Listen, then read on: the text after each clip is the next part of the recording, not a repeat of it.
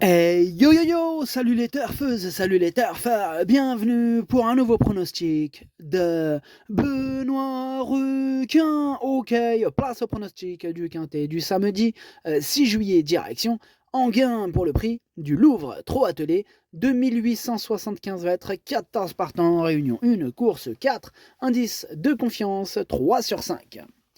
Petit retour sur le quintet de ce jeudi. Dans mon pronostic, je vous ai donné le tiercé en 5 chevaux et le quintet dans le désordre. Mais côté rapport, c'était pas de la folie. Bon, cette vidéo, je la tourne avant l'arrivée du quintet de ce vendredi et je reviendrai dessus demain. Ok, c'est parti, on commence le pronostic et on commence avec le numéro 1, Diva del Ronco, et on écoute l'entraîneur Salvatore Minopolli. Bonjour Salvatore. Sì, ciao. Diva del Ronco, il a très bien tenu sa partita nel prix René Valière face au meilleur. Elle restera ferrée. Mais oui, ferrée, mais elle restera ferrée cette fois, mais de façon légère, hein, afin de pouvoir performer. Je ne peux pas la déférer de façon récurrente, hein. Et c'est ça, récurrente. Ici, elle évolue avec des adversaires qu'elle a déjà battu pour certains. Elle a son mot à dire. Ok, merci Salvatore Minopolli. Alors, elle a son mot à dire, nous dit Salvatore.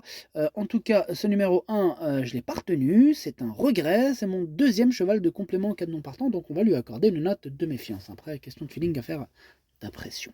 On passe au numéro 2, Jazzman. Et on écoute Alexandre Abrivard. Écoutez, Jazzman, il avait besoin de courir fin mai à Vincennes pour son retour en piste. Et tel sera encore le cas samedi.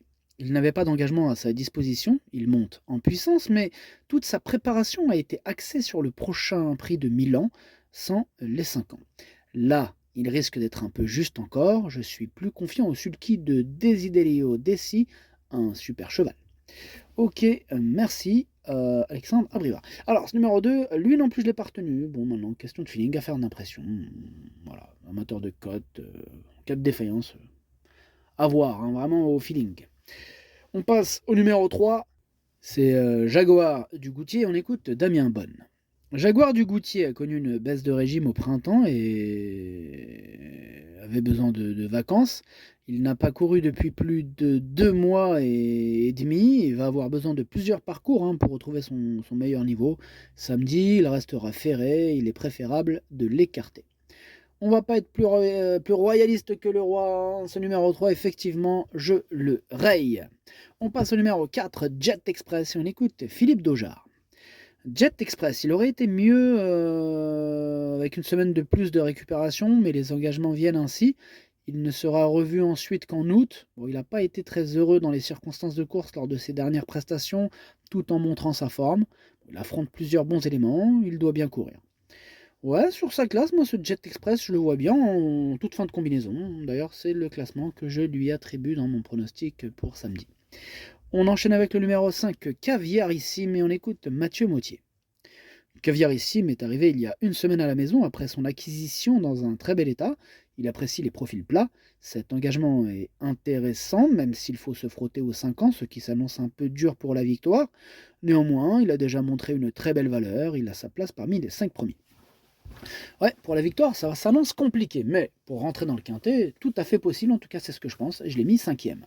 On passe au numéro 6, Jamin de Brion, et on écoute Mathieu Abrivard.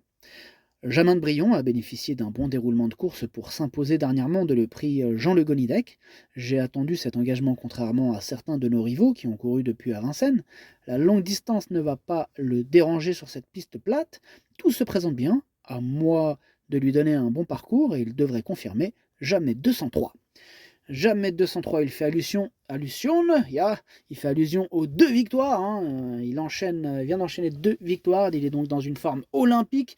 Lui, c'est un sérieux prétendant à la plus haute marche du podium, et je l'ai mis pour ma part 2e. On passe au numéro 7, juste à midi, on écoute mademoiselle Emma Soulois.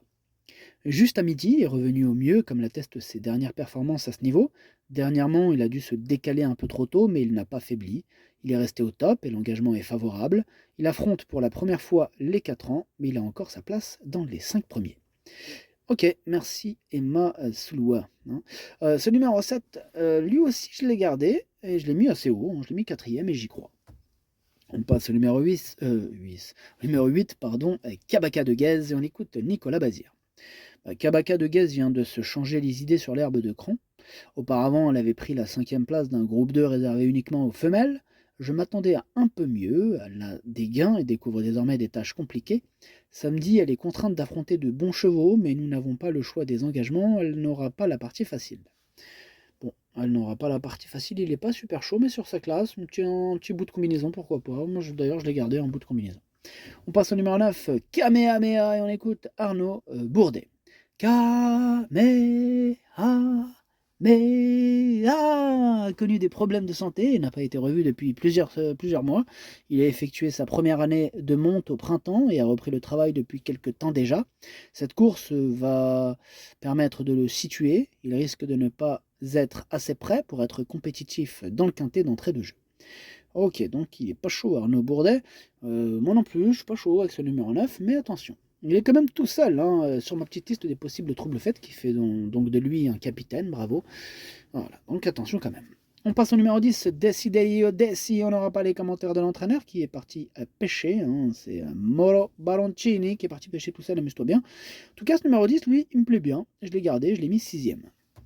On passe au numéro 11, Capola de l'Épine, et on écoute Jérémy Gaston Van Écoute.